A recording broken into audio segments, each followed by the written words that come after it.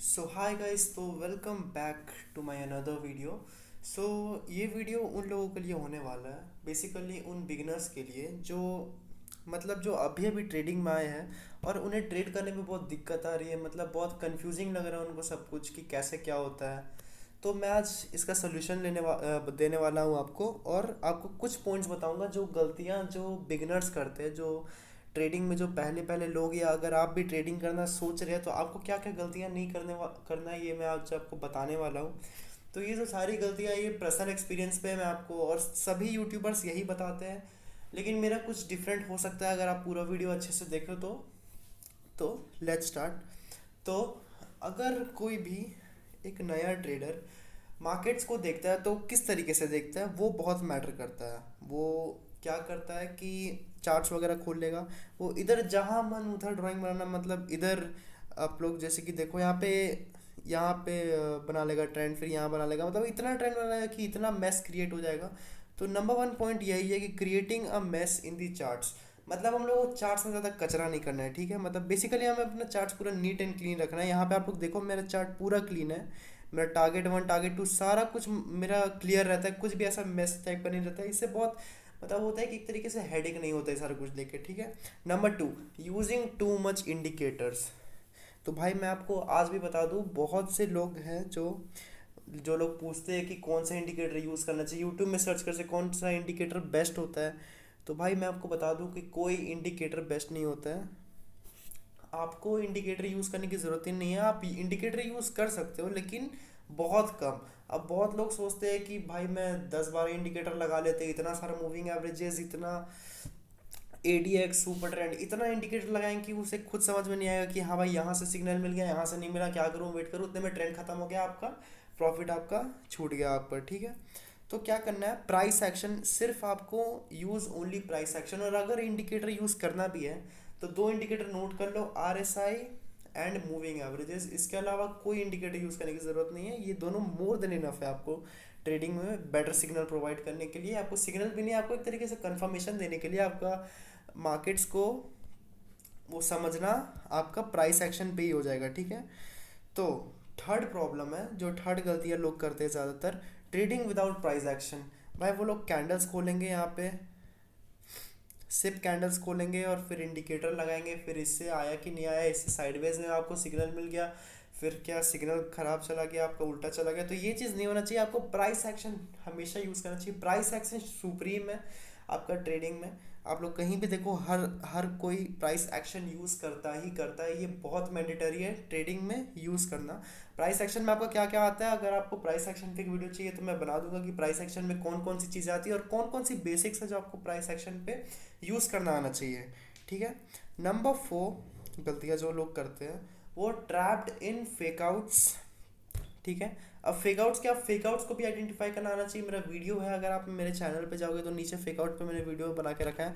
Fakeout क्या होता है कि जैसे कि आपका ये रेजिस्टेंस लाइन है, और जो प्राइस है वो यहाँ पे आके तुरंत आपका यहाँ पे कैंडल बना रहा है और तुरंत यहाँ पे रिवर्स कर गया। लोगों को लगा कि ये ब्रेकआउट है, बट ये ब्रेकआउट नहीं, एक फेकआउट है, ठीक है। अब इसका प्रॉब्लम क्या है, ये होता क्यों है। तो ये बेसिकली होता है कि आप ट्रेड कर रहे हो, या तो आपका सपोर्ट और रेजिस्टेंस लाइन गलत लगा हुआ है, या आपका प्राइस एक्शन में आ गया कि आपने प्राइस एक्शन अच्छे से पढ़ा नहीं। दूसरा, अब आपको मार्केट को, आपको कैंडल्स को आइडेंटिफाई करना नहीं आता है। तो ये आपका गलती है जिसे आपको सुधारना है। Number five, enable to identify real breakout. वही चीज़ है यार, आपको रियल ब्रेकआउट यूज़ करना आता नहीं है तो आप कैसे ट्रेड करोगे। ब्रेकआउट भी आइडेंटिफाई करने का एक तरीका होता है यार, अगर आपको, मैं उसके ऊपर भी वीडियो बना दूंगा अगर आपको चाहिए। तो ब्रेकआउट एक प्रॉपर तरीके से आइडेंटिफाई किया जाता है, तब उसे ट्रेड लिया जाता है, ठीक है। और प्राइस एक्शन का एक बहुत बड़ा आपका मेरिट है कि अगर आपको एक बार आप अच्छे से ब्रेकआउट आइडेंटिफाई करके आप उसमें ट्रेड में घुस गया, तो आपको लॉन्ग टारगेट्स मिलते हैं, लंबे लंबे टारगेट्स मिलते हैं, और जेन्युइन टारगेट्स मिलते हैं कि हाँ भाई ये मेरा टारगेट अचीव हुआ। तो ये एक प्रॉपर टारगेट था यहाँ इस रेंज और इस रेंज के बीच में, ठीक है। अब नेक्स्ट, फोमो ट्रेड। फोमो क्या होता है, FOMO means fear of missing out, FOMO, fear of missing out. तो बहुत लोग क्या करते हैं कि उस उनका रिस्क मैनेजमेंट खराब है। वो लोग ट्रेड में, ये पहले मेरे साथ भी होता था और सब ट्रेडर के साथ होता है कि वो लोग ट्रेड में घुसे, वो लोग ने अपना फंड डाला, ठीक है, और वो स्टार्टिंग में ही कुछ लॉसेस में, वो उन्होंने स्टॉप लॉस वगैरह कुछ नहीं लगाया, वो स्टार्टिंग में कुछ लॉसेस में, तो बहुत डर जाते हैं यार। मतलब उनका ट्रेड सही भी अगर चल जाए, समझो कि यहाँ पे उसने ट्रेड लिया, यहाँ पे ब्रेकआउट पे कंफर्मेशन के बाद ट्रेड लिया और टारगेट यहाँ का रखा, तो यहाँ पे मार्केट अगर हल्का सा भी रिवर्स करे तो उनका लॉस जब चलने लगता है तो इतना डर आ जाता है कि वो यहीं पे अपना पोजीशन क्लोज कर देते हैं, और यहाँ पे उनका चला भी जाता है मार्केट बाद में, लेकिन वो फिर पछताते रह जाते हैं। तो यार ये आपका रिस्क मैनेजमेंट, ये भी एक गलती है आप लोगों की। रिस्क मैनेजमेंट जो है वो रिस्क मैनेजमेंट बहुत ख़राब होता है, जिसके कारण लोग जो है वो यहीं पे एग्जिट कर जाते हैं। आपको क्या करना है, आपको ट्रेडिंग में इमोशनल नहीं होना है। आपको ट्रेडिंग में इमोशंस के साथ बिल्कुल नहीं आते। इमोशंस सबसे बड़ा दुश्मन है ट्रेडिंग के अंदर। आप कोई भी ट्रेडर से पूछ लो, इमोशन जो है वो सबसे बड़ा दुश्मन होता है एक ट्रेडर का। ठीक है, आप यहाँ पे स्टॉप लॉस लगा दे, छोड़ दो, जो होगा देखा जाएगा ना यार। अगर आपका रिस्क मैनेजमेंट सही है, अगर आप 10 ट्रेड कर रहे हो, 7 भी अगर विन करते हो तो क्या ही दिक्कत है। अगर आपका रिस्क एंड रिवॉर्ड रेशियो अच्छा है तो 7 ट्रेड भी आपका खराब नहीं है। ठीक है, तो नेक्स्ट, टू मच लेवरेज। जितने भी लोग हैं जो भी अगर क्रिप्टो ट्रेड करते हो या फॉरेक्स ट्रेड करते हो या स्टॉक ट्रेड करते हो, उन्हें लेवरेज मिलता है, और वो यार मतलब क्या, $100 डालेंगे और इतना लेवरेज ले लेंगे कि हैंडल नहीं होता है उनसे। तो ये भी एक रिस्क मैनेजमेंट में आ गया कि आपका रिस्क मैनेजमेंट ख़राब है आपका। तो ये चीज़ है, अगर आपका रिस्क मैनेजमेंट ख़राब हो तो आपको बहुत प्रॉब्लम हो सकती है। आपको अपना फंड को बचाना है, अपना फंड को एकदम प्रॉपरली यूज़ करना है। आप यहाँ पे ट्रेडिंग में आपका फंड ही आपका भगवान है। फंड ही आपको लॉस या प्रॉफिट करवाता है, और फंड को ही ओवरऑल आपका मोटो यही होता है कि मेरा फंड जो है वो ग्रो करे। ठीक है, तो ये कुछ थे गलतियाँ जो एक बिगिनर करता है। तो ये सारी चीज़ें आपको अवॉइड करनी, ये सारी पर्सनल एक्सपीरियंस है, मैं आपको बता रहा हूँ।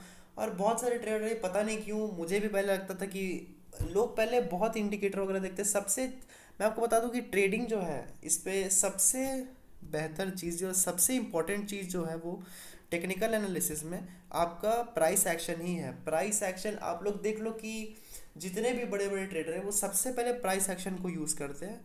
सबसे पहले वो प्राइस एक्शन का सारा कुछ करते हैं, उसके बाद वो कंफर्मेशन के लिए इंडिकेटर का यूज़ करते हैं कि हाँ भाई अगर अगर ईएमए है तो मेरा कैंडल्स है, मेरा ईएमए यहाँ पे आ गया तो एक तरह का सपोर्ट क्या करे, तो ये एक तरीके से कंफर्मेशन है। ठीक है, तो वो इंडिकेटर सिर्फ कंफर्मेशन के लिए यूज़ करते हैं, ना कि सिग्नल्स बाय या सेल सिग्नल्स जनरेट करने के लिए। अगर आपको लगता है कि आपका इंडिकेटर बेहतर है तो हो सकता है, बट प्राइस एक्शन से बेहतर चीज़ मैंने आज तक नहीं देखा है। Price action is the best. और आपको क्या करना है, अपना एक स्ट्रैटेजी बनाना है ट्रेडिंग के अंदर। स्ट्रैटेजी से ही आपको काम करना है कि हाँ भाई मेरा ये स्ट्रैटेजी, मेरे स्ट्रैटेजी में क्या क्या इंक्लूड करता है, मेरे स्ट्रैटेजी में प्राइस एक्शन, रिस्क मैनेजमेंट, ये सारा कुछ इंक्लूड करता है। आपको देखना है कि मैं कहाँ कहाँ ट्रेड लूँगा, मैं ब्रेकआउट पे या सपोर्ट या रेजिस्टेंस पे ट्रेड लूँगा, मेरा यहीं पे ट्रेड बनेगा। मैं ब्रेकआउट किस चीज़ का ब्रेकआउट का यूज़ कर सकता हूँ, मैं डिमांड जोन, सप्लाई जोन या सपोर्ट रेजिस्टेंस या ट्रेंड लाइन के ब्रेकआउट पे मैं ट्रेड कर सकता हूँ, और बस इसी में, और मुझे कहीं ट्रेड नहीं करना है। और आपको मार्केट का सिनेरियो को समझना है कि मार्केट किस तरीके से मूव करता है। बहुत सारे एक्सपीरियंस जो होता है वो आपको गैदर करना रहता है, जो आपको चार्ट्स को बैक टेस्टिंग करके आएगा। अगर आप प्रॉपरली बैक टेस्ट करते हो तो आपको जो है वो अच्छा ट्रेडिंग समझ में आएगा। जैसे कि मैं आपको एक चीज़ बताता हूँ जो मैंने मार्केट से नोटिस किया। जैसे कि ये आपका सपोर्ट का लाइन है, ये आपका डिमांड जोन है, और अगर आपको ये ट्रेंड लाइन है, यहाँ पे मार्केट आ रहा है, यहाँ पे आ रहा है, तो मैंने क्या नोटिस किया कि मार्केट कभी भी वी शेप रिकवरी नहीं करता है। मार्केट कभी भी है जो ऐसे करके डायरेक्ट ऐसे करके रिकवर नहीं करता है। वो हल्का सा यहाँ पे ऊपर जाएगा, फिर एक तरीके से पुल बैक होगा, फिर ये ऊपर जाएगा। तो ये क्या है, ये एक्सपीरियंस है जो मैंने देखा है। मैंने बैक टेस्टिंग करके इसे जाना है और मैंने इसे समझा है, और ये हर बार काम भी आता है ट्रेडिंग में। ये सारी चीज़ें जो ऐसी है ना कि जो सभी यूट्यूबर्स आपको नहीं बताते कि ये चीज़ होते हैं, ये होते हैं, ऐसा कोई यूट्यूबर आपको नहीं बताता। आपको ये सारा चीज़ ना एक्सपीरियंस से आता है। एक्सपीरियंस अलग चीज़ है मार्केट का, तो उसमें हमें सब कुछ करना रहता है। और एक और लास्ट पॉइंट मैं आपको देना चाहूँगा कि हम लोग जो है वो, जितने भी हम जो ट्रेडर हैं वो, हम मार्केट को प्रेडिक्ट नहीं करते, हम लोग रिएक्ट करते हैं मार्केट पे। किसी को नहीं पता है कि यहाँ पे क्या होने वाला है, यहाँ पे मार्केट नीचे जाने वाला है, यहाँ पे मार्केट ऊपर जाने वाला है। तो हम ट्रेडर जो है वो एक तरीके से माइंड में बैठा के चलते हैं कि हाँ अगर ये सिचुएशंस बने, मेरा यहाँ यहाँ ब्रेकआउट हो तो मैं लॉन्ग का एंट्री लूँगा, और ऐसे सिचुएशन में तो मैं शॉर्ट का एंट्री लूँगा। जैसे कि यहाँ पे आप देखो एक फेक आउट बना है यहाँ पे। तो बहुत सारी चीज़ें हैं। अब हमें क्या करना है, हमें रिएक्ट करना है। रिएक्ट का मतलब क्या होता है कि मार्केट के मूव पे हमें एंटर करना है। मार्केट का जैसे कि मैं आपको बताता हूँ, जैसे कि ये मार्केट का ट्रेंड है, हमें यहाँ पे बाय नहीं करना है। कोई भी जो ट्रेडर है वो 0 से 100 के बीच बाय नहीं कर सकता है, उसे मिड ट्रेंड में घुस के अपना प्रॉफिट बुक करना रहता है। तो हमें क्या करना है, रिएक्ट करना है। हमें समझना है कि हाँ मार्केट अब शायद एक अप ट्रेंड आ चुका है, अब हम इसमें रिएक्ट करेंगे। इस अप ट्रेंड में हम बेसिकली रिएक्ट करेंगे और हम यहाँ पे एंट्री लेंगे, यहाँ पे एग्जिट करेंगे। कोई भी एक पूरे ट्रेंड को कैप्चर नहीं कर सकता है। तो ये सारी गलतियाँ थी जो कुछ सभी ट्रेडर करते हैं, जो कि मैंने भी किया और मैंने सीखा है। और आप ये जितनी जल्दी समझ जाओ उतना बेहतर रहेगा, वरना टाइम आपको सिखाई देगा। वो कहते हैं ना, परिवर्तन ही संसार का नियम है। तो आपको वही चीज़ लेके चलना है कि हाँ भाई ये मेरा ट्रेडिंग में मुझे ये सारा चीज़ सही करना ही करना है। और आप जितने भी बड़े ट्रेड देख लो वो प्राइस एक्शन ही यूज़ करते हैं। वही प्राइस एक्शन ही बेस्ट चीज़ है ट्रेडिंग में, जो आपको प्रॉफिट दिलाने में मदद करता है। मैं इसका पार्ट 2 भी जल्दी लेके आऊँगा कि प्राइस एक्शन कैसे अच्छे से यूज़ करें, प्राइस एक्शन में क्या क्या आता है। ठीक है, तब तक के लिए स्टे ट्यून्ड, गुड बाय।